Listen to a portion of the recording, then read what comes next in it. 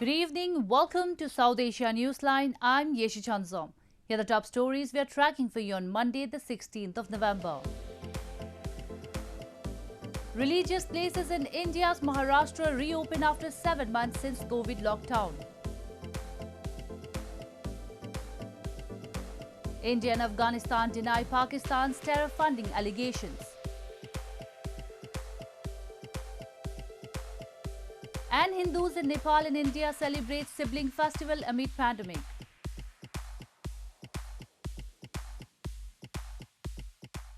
And now for all the details.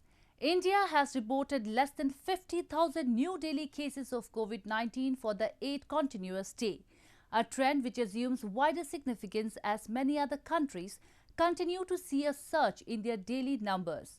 Meanwhile, religious places across western Maharashtra state reopened for devotees to offer prayers from Monday after several months of closure due to lockdown imposed in a bid to control the COVID-19 pandemic. Religious places in India's western Maharashtra state reopened on Monday after 8 months of closure due to strict COVID-19 pandemic protocols. Maharashtra was one of the last states in the country to allow religious places to reopen as part of Unlock 5.0 guidelines. While devotees have been allowed to visit religious places in Maharashtra, they will have to follow all the COVID-19 guidelines strictly. Many devotees visited the iconic Siddhivinayak temple and were seen following strict social distancing. The famous Haji Ali Dargah and Mahim Dargah also reopened and strict social distancing measures were in place. बहुत ही खुशी हो रही है कि दिवाली के नए साल पे मैं भाग्य मानता हूं कि मुझे दर्शन करने का भाग्य मिला है तो बहुत ही खुशी है और बहुत ही अच्छी सिस्टम है इनकी बहुत ही अच्छी सिस्टम रखी है अंदर कि क्यूआर कोड के बगैर आप अंदर जा नहीं सकते हो.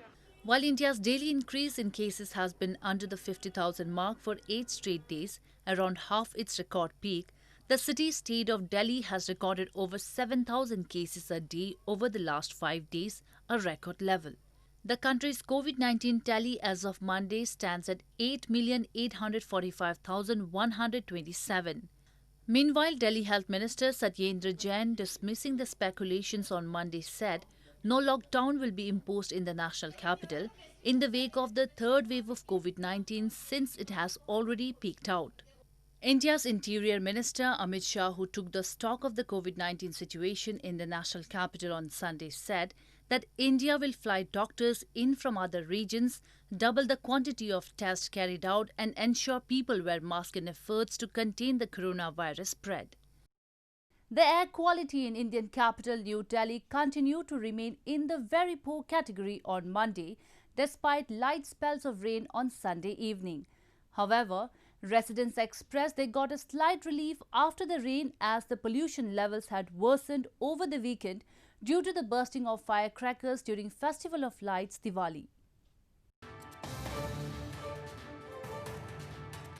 A day after light spells of rain, air quality in Indian capital New Delhi continued to remain in very poor category on Monday, according to Central Monitoring Agency SAFAR. The overall air quality index or AQI was recorded at 319 during noon, which is considered very poor and unhealthy. Locals, however, said they got a sigh of relief after the rain as it improved visibility and considerably brought down pollution levels, which had surpassed even the severe category following Diwali, the Hindu festival of lights, after many revelers defied bans on using firecrackers to celebrate. कल परसों देख रहे थे हम लोगों को बहुत ज़्यादा खांसी वगैरह हो रही थी या बहुत ज़्यादा आंखों में इचिंग दिक्कत हो रही थी और खास करके जो अस्थमा वाले पेशेंट हैं उन लोगों को ज़्यादा प्रॉब्लम हो रही थी. तो फिलहाल बारिश की वजह से तो कुछ कम हुआ है, बट अभी बारिश से नहीं कर सकते हम लोग. वो गवर्नमेंट के लिए कुछ करना पड़ेगा, तो हमें गवर्नमेंट को कोऑपरेट करना पड़ेगा. New Delhi's air pollution typically worsens in October and November due to farmers burning agricultural waste, coal-fired power plants, traffic and windless days. The raging coronavirus epidemic, with more than 400,000 cases in the city of 20 million people, has also heightened concerns. India and Afghanistan have slammed Pakistan over allegations that New Delhi was funding terrorists and training them on Afghan soil. India's foreign ministry said the claims were fabricated and instead blamed Islamabad of sponsoring terrorists who launch attacks in India. India and Afghanistan have slammed Pakistan over allegations that India is involved with terror organizations on its soil and in Afghanistan. Pakistan's Foreign Minister Shah Mahmood Qureshi said on Saturday that Pakistan will present a dossier of evidence with the United Nations and other international agencies. India's Foreign Ministry spokesperson Anurag Srivastava in a statement said, "The so-called claims of proof against India have no credibility and are fabricated. The international community is aware of Pakistan's tactics and proof of its terror sponsorship has been admitted by none other than its own leadership." Afghanistan's foreign ministry also rejected Islamabad's claim about the use of Afghan soil against Pakistan and termed them as baseless. India not only denies interfering in Pakistan but accuses Islamabad itself of supporting terrorists who launch attacks in India and spread unrest in India's Jammu and Kashmir, a claim Pakistan denies. The accusations come at a time of heightened tension between the nuclear-armed neighbors after at least 10 Indian civilians and 5 security personnel were killed in cross-border shelling by Pakistan along the de facto border in Jammu and Kashmir last Friday. Pakistan's Prime Minister Imran Khan's PTI, the Pakistan Tehreek-e-Insaf Party, on Monday led with at least 9 seats in the hotly contested election held in the illegally occupied region of Gilgit-Baltistan, according to unofficial results. The two other main contenders, the Pakistan People's Party and Pakistan Muslim League Nawaz, complained about irregularities and alleged rigging in the election held on Sunday. The election was held despite protests by people of Gilgit-Baltistan against Pakistan's illegal occupation of the region. The opposition parties had earlier blamed Imran Khan of influencing voting after he announced he would provide provisional provincial status to Gilgit-Baltistan. India, which claims the region, has also rejected Khan's plan to alter Gilgit-Baltistan's legal status and said the election was an exercise to cover up Pakistan's occupation of the region. Moving on to news from Bangladesh. Bangladesh earlier this month opened its first Islamic religious school for transgender students. In the latest effort to give the minority group more rights in the conservative Muslim-majority nation, Bangladesh's law minister has said that transgender people will soon be able to inherit property from their families. Bangladesh's law minister Anisul Haq over the weekend said that transgender people will soon be able to inherit property from their families, the latest effort to give the minority group more rights in the conservative Muslim-majority nation. Known as hijuras in many South Asian countries, such people are often banished from their homes at a young age. Bangladesh, the country of 168 million people, is officially secular, but property legislation still follows religious laws, with transgender people mostly barred from inheriting estates when parents die.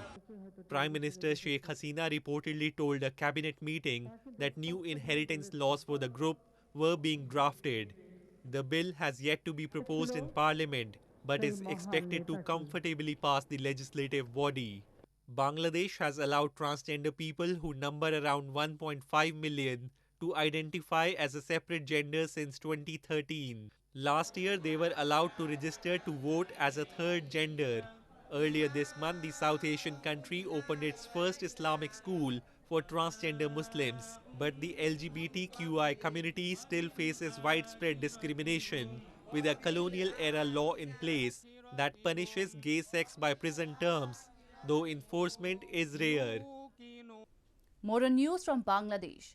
A 17-year-old activist, Sadad Rahman from Bangladesh, who created a mobile application to give a voice to young victims of cyberbullying, has won the 2020 International Children's Peace Prize this year.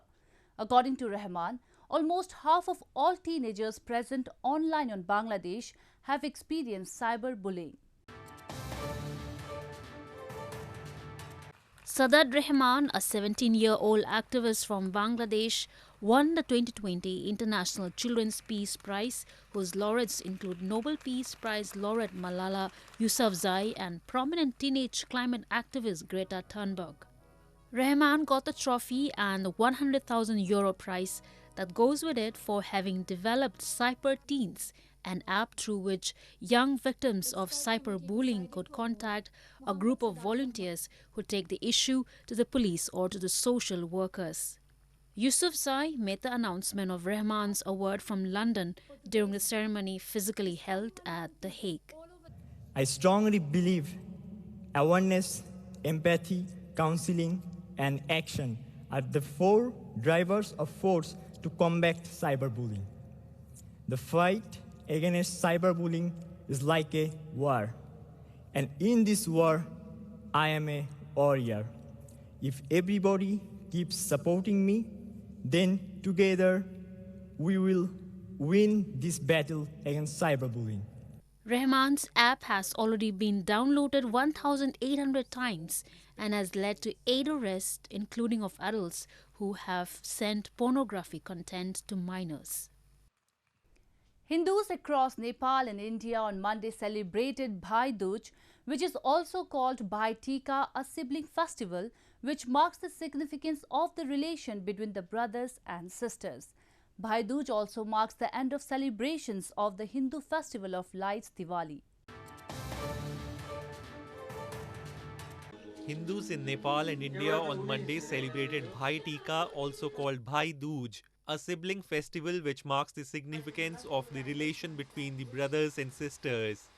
On this day, sisters perform the traditional ritual of applying tilak or vermilion mark on their brothers' foreheads and tie holy thread on their wrists, fasting and praying for their long and happy life.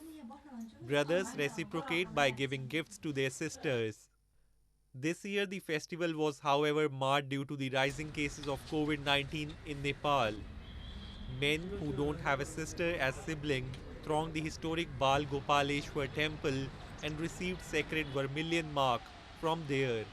आफन्तजनहरू सबै respected सबै व्यक्तित्वहरूसँग छौं। समग्रमा आज चाहिँ हामीले दिदीको हातबाट टीका लगाई एउटा सुख, स्वास्थ्य, समृद्धि, दीर्घायु, उल्लासमय एउटा सुख शान्तिको कामना सहित शुभ होस् भन्दै.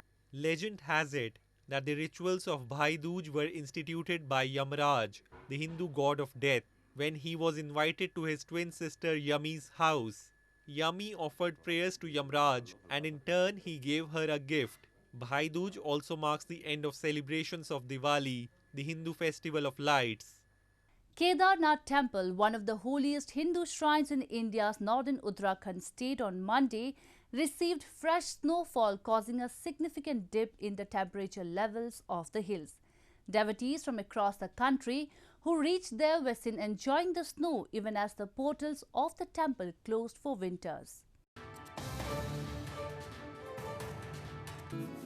The shrine of Kedarnath, one of the holiest Hindu shrines in India's northern Uttarakhand state, was covered in a layer of snow on Monday as the valley and the surrounding hills received fresh spells of snowfall, causing a significant dip in the temperature levels of the hills. Devotees from across the country who reached there were seen enjoying the snow even as the portals of the temple closed for winters. Every year the temple shuts down for 6 months in winter when snow cuts off roads and temperatures dip to sub-zero levels and opens for public in summer. The Kedarnath temple, a stop in the popular pilgrimage route known as the Char Dham Yatra, which covers 4 temple towns of Kedarnath, Badrinath, Gangotri and Yamunotri, attracts hundreds of thousands of devotees every year. महसूस तो बहुत अच्छा हो रहा फिलहाल तो feelings मैं अपने एक्सप्लेन नहीं कर पा लाइक कि क्या ही बोलूँ मैं ये वाला हो रहा है मेरे साथ अभी तो क्योंकि एक सपना होता है ना वो सपना जब सच हो जाए ना तो वो वर्ड ही खत्म हो जाता है वो बोलने के लिए. Meanwhile, breaking long dry spell in the region, a sudden change in the weather blessed Shimla and several areas of Himachal Pradesh state with season's first snowfall. Mandol village in Shimla district was covered under a thick blanket of snow on Monday, while locals remained indoors in the village. Well, that's all we have for you from South Asia this evening. Now our viewers can watch the show on SouthAsiaNewsline.com. You can also visit us on Facebook.com/AsAsiaNewsline and follow us on Twitter @AsAsiaNewsline. That's all in tonight's edition. We will see you same time tomorrow. Good night.